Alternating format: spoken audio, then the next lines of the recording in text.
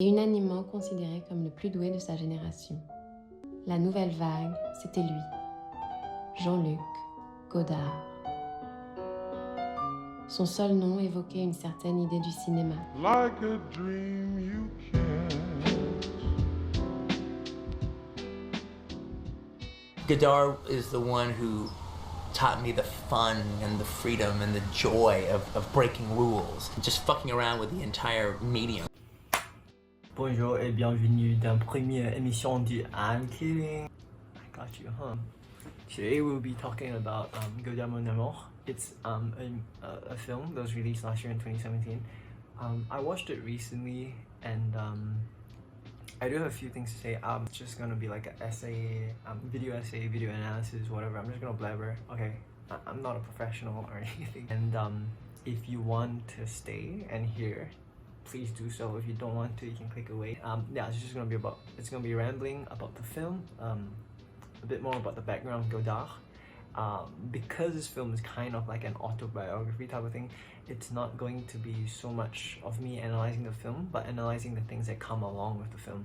Mainly because Jean-Luc Godard is such a big figure in French cinema. If you have anything that you want to comment, just drop it down in the section below. You know, I'll try to reply, but let's make it civil, alright? And let's not insult me because I can't handle insults, bro. Like, okay, anyway, so I'm gonna inject some clips here and there. I'm gonna talk over them, but sometimes you just see my face. So if you don't want to see that, just close your eyes or something. Godard Mon Amour was a 2017 film that documented the life of Jean-Luc Godard, the legendary figure and essentially the figurehead of French New Wave cinema back in the late 1960s. And of course his wife, Anne Wierzemski. I think I butchered the name, by the way. So, my bad. It depicts the interpersonal relationships coupled with Godard's thirst to thrive and continuously revolutionize art. The screenplay was adapted from Anne Wierzemski's fictionalized memoir and stars Louis Garrel as the forever immortalized director himself and Stacey Martin as his love interest and eventual wife/ex-wife. Et je l'aimais. Stacey Martin, bro. Big time sim, bro. Stacey Martin, for those that do not know, put up an excellent performance and yeah, two-part erotic film, by the way. So you know what I'm saying.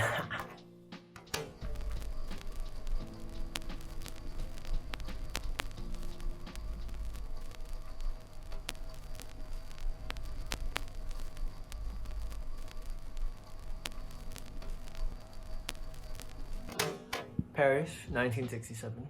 The director and maker of Breathless falls in love and eventually marries the female star of his newest movie, La Chinoise, which was a play on Marxism, I think, Maoism actually. It was a play on Maoism, and Wierzemski, who's 16 years his junior.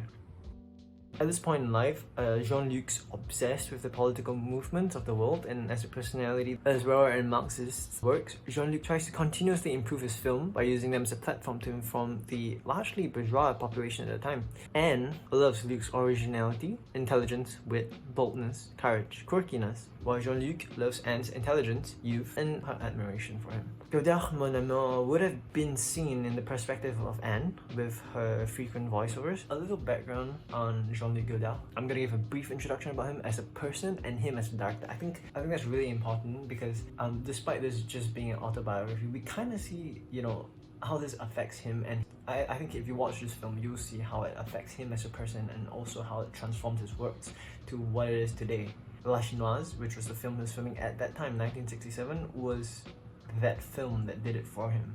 Alright, so Jean-Luc, and I'm so sorry if I'm butchering his name. Okay, I'm just trying my best. Yeah? Jean-Luc Godard. Okay? Jean-Luc Godard. Idolized by critics and intellects of his time, and even today, Jean-Luc was somewhat of an oddball. This is what I wrote myself, by the way. Personal interpretation, fault me on this, it's fine. But you know, it's just how I feel. You know, he wasn't a conventional director of his time, and he challenged the conventions of traditional Hollywood. And in the 1960s, Hollywood was booming, it was crazy. We're talking in times of The Sound of Music.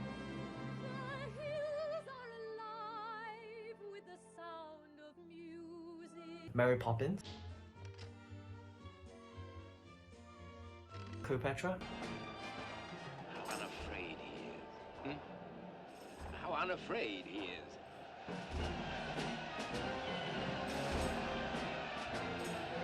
Hollywood in the 1960s were way out there.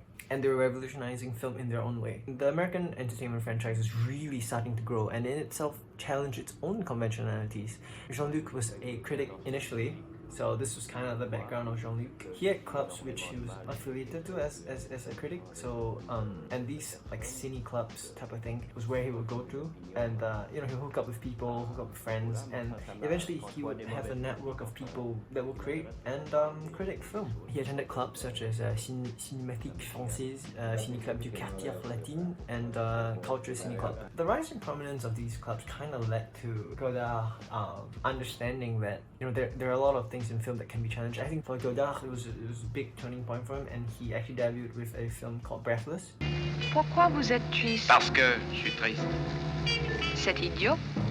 Yeah, so Breathless was one of the films that kicked off the French New Wave. We're talking about things that influence even like Hong Kong, you know, Hong Kong New Wave and whatnot. So getting exposed a lot more, I think, culturally, allowed France to up its level of film, and eventually the entire world's level of film.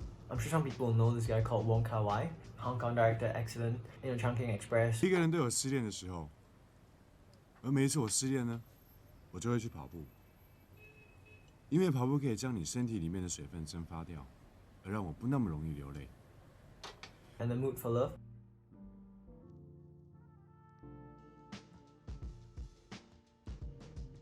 He was also heavily influenced by the works of Jean-Luc Godard and today's directors. I mean, I said Wong Kar-wai. We're talking Martin Scorsese. Did I say his name right? Martin Scorsese, yeah, and Quentin Tarantino. I mean, they're big names today, but a lot of them have been influenced by Godard.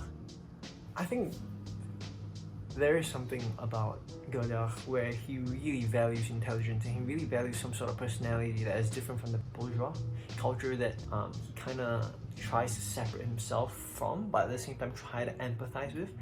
Not only is there some sort of portrayal of Godard as a character who is able to resonate with you for some reason or another, and I know he's a genius, but you kind of feel him at the same time.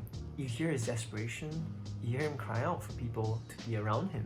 At the same time, you hear him cry out for some sort of reimagination of himself through his film and through the things he makes. And I think that means a lot. And I think that's what makes this film really good, because it brings you more into the interpersonal life of Godard, and this really sheds a bit more light on him as a person, and I think it was very, very important. And his relationship with Anne, his second wife, Anne, his wife, loves Luke's originality, intelligence, wit, boldness, and courage. Godard wasn't one to shrivel back at the comments of film critics, although in the film we kind of see that happening after the making of La Chinoise. I think Jean-Luc was extremely quirky also, and I think it's something that Anne was really into. On l'appellera Lodette. Pourquoi? Je ne sais pas, j'ai toujours rêvé d'être le père de Lodette.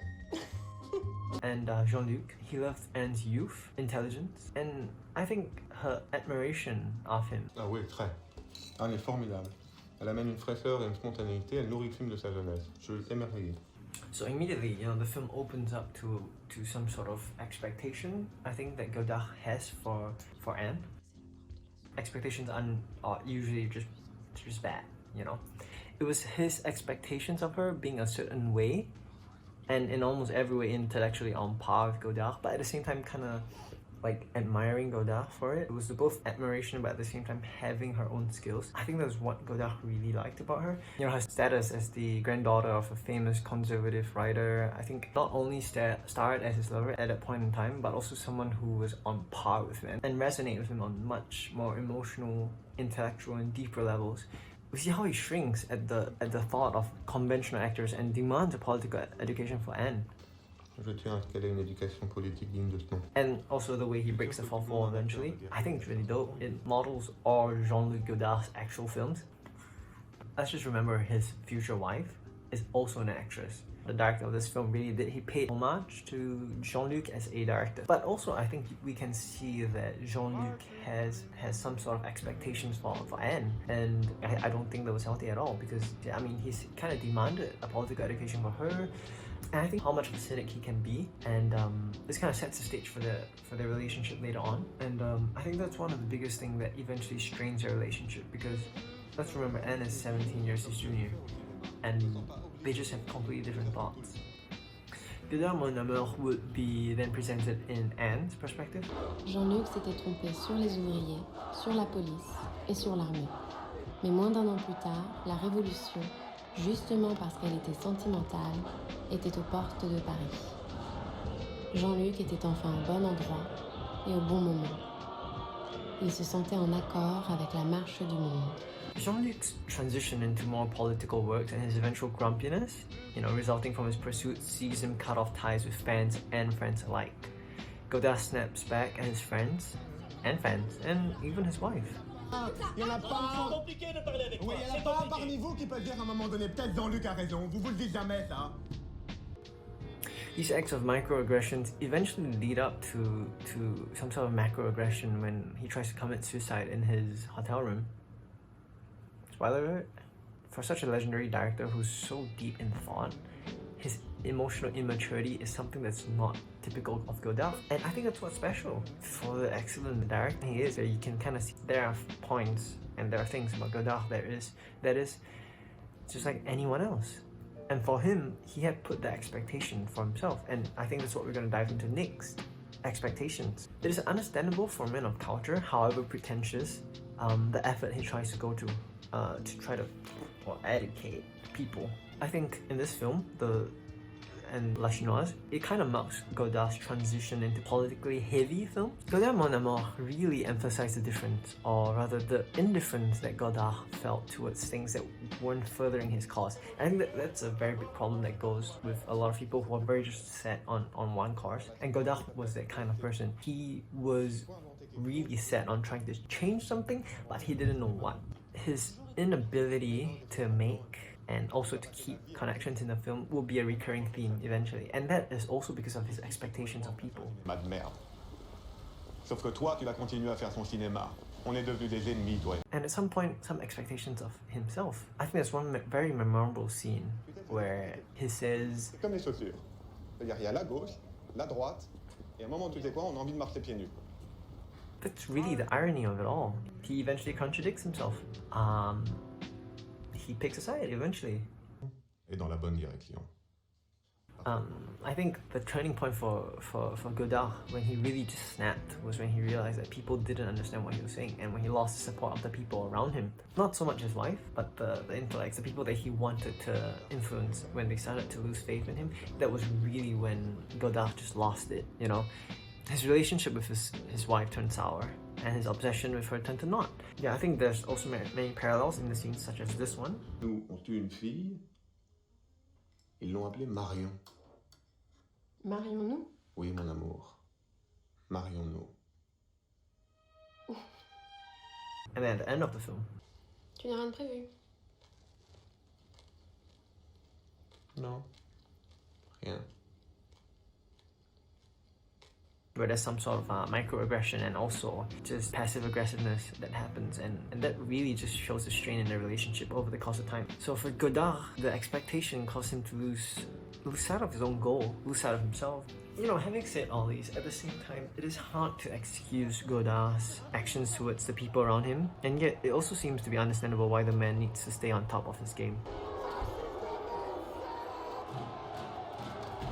So now we're going to talk about Godard's intellectual need to please. You know, it's really hard to excuse Godard's actions to the people in the film. Godard kind of lost himself in the need to want to help. A scene from the rally shows that he... Quand on pourra rire au Vietnam, en Palestine ou au Yémen, ou quand les Noirs pourront rire en Amérique, là peut-être, tu vois, de refaire des films marrants. I think we all knew he was a revolutionary icon. Godard wanted to influence people politically, you know, to see past structuralism, to see past, you know, postmodern American structuralism, you know, capitalism, American consumerism. We knew how he felt towards Vietnam, the plight in Vietnam, and definitely the communist struggles in China. I think him growing older and also realizing that his movies were known to be status quo of cinema in that time, which evidently we know that he could not stand. Leftist French dissidents, you know, they want nothing to do with the 37-year-old director, and I think for him it was kind of a betrayal in a way. And I think his audience and his expectation of audience kind of changed. We see that he had supporters, you know, that eventually he kicks out from his life, but it's just not the group that he wants recognition from. And I understand that. But this is also part and parcel of Jean-Luc Godard's transition, just a filmmaker to someone way bigger than a filmmaker, but also still retaining the very essence of filmmaking. This also then brings in the interpersonal relationship he has with his wife, Anne, who was at that time the age of a college student in France. I think there was this pressure also because the fact that he was married to a wife that was half his age, who represented youth, change, revolution. It made it seem sort of like a need to hit his expectations even more, and his need to continuously, you know, innovate and create works that are recognized by people her age and the radical youth of the time. I think it kind of drove him insane. I think this is when he really just forgets that his wife is there to support him, and his pursuit for directorial success is not as important to her. And we see it continuously through the films. I mean, her silent support, I think a lot of people can argue that it's because she was young, but a lot of people can also argue that she was a good wife. You know, silently supporting her husband, always being there for him. You know, I think she played her part, really. But also we can see the humanistic side of Godard, and I think it was the scene in Brazil. And that's where we really see, oh, you know, Godard's expectations of her and his ultimate need for support and warmth is really shown here. Also, some sort of his naivety, his immaturity and childishness is also being seen here. So once again, you know, we get to see his expectations of not only himself, his fans, his people, and his wife. We kind of see that insurmountable amount of pressure on him as a person, and I think that kind of causes him to try to take his own life. So what Godard Mon Amour really, in a lot of situations, surmises for a lot of us as people is Godard's need to please and the Godard's need to continuously revolutionize himself. I think people can say he's bored. You know, he's bored, he just want to get involved in politics, and then it really just got to him. But today, Jean-Luc Godard, who's 87 years old, is continuously pumping out good film that is politically charged. This is an excerpt from Wikipedia. 87-year-old Godard's films are still changing what film can be. And with his latest installment of the Image book, it's composed of a series of film, paintings, and pieces of music tied together with narration and additional original footage by Godard and Anne-Marie Mieville. It was very similar to his older films, Histoire du cinéma, History of Cinema, which examines the history of cinema and also its inabilities to recognize the conflicts of the 20th and 21st century, such as the Holocaust and the Israeli-Palestinian conflict. The responsibilities of a filmmaker, which I think he also put on himself a lot. And the advances of political discourse with the introduction of consumer-grade devices such as phones, cameras, and whatnot. Perhaps it just sounds like the rhetoric of a director that trying his best to change the world in his own ways. I mean, he is very well recognized, so you know, so we can kind of see his evolution to very politically charged films, especially post La Chinoise. But you know, I think that was exactly what Godard Mon Amour was really meant to reflect. I think the movie really showed his struggle and transition to who he is today, and at some point, you know, he hasn't really backed down with his highly political films, and it kind of really shows in his late period works. In conclusion, Godard Mon Amour was a truly enjoyable film, especially for people that actually like, you know, Godard or have seen his films. I think it means a lot to people because it tells you so much more than just Godard being a filmmaker. It shows his personal life with his wife, also with little incentives such as the fourth wall thing, which I spoke about just now, and radical camera movements that actually really mirrored Godard's movies in the 1960s. Godard Mon Amour is a film that was as moving as it is nostalgic, and for people that have been watching Godard's films, pay tribute to the legendary director's venture into heavily political works, albeit his movies were really very, very heavy, you know. If it wasn't politically heavy, it was emotionally heavy, but Jean-Luc was always a director that pushed boundaries, and a lot of things he cut out scenes where he realized that there was no need for them. He'd add in scenes where the actors messed up in their scripts because that was the form of humanity that Godard wanted to add in his films. And you know, in a time where political climates were very shaky and outright confusing, perhaps even to Godard, I think he was trying to find himself in that climate. That's what's so cool about Godard Mon Amour. If you haven't watched Godard Mon Amour, or you would like to watch Godard Mon Amour, just Google it and shut. Don't pirate, bro. So if you're still here at the end of the video, I think you probably have an issue. You should probably go get that checked out, because what are you doing? You just listened to me ramble for a good, like, I don't know how long, but bro, you crazy, bro. Like, yo, click away. Before you click away, remember, just if you like this video, like it. You could always just press subscribe. It's free. You wanna catch up with me on my socials, it's also right there. Follow my Instagram if you like, and I also have my Discord if you guys play games or whatever, because that's what I spend most of my time doing. Add me on Discord, hit me up, let's chill. So thank you for your time, and I'll see you next time. Like a dream Peace. you can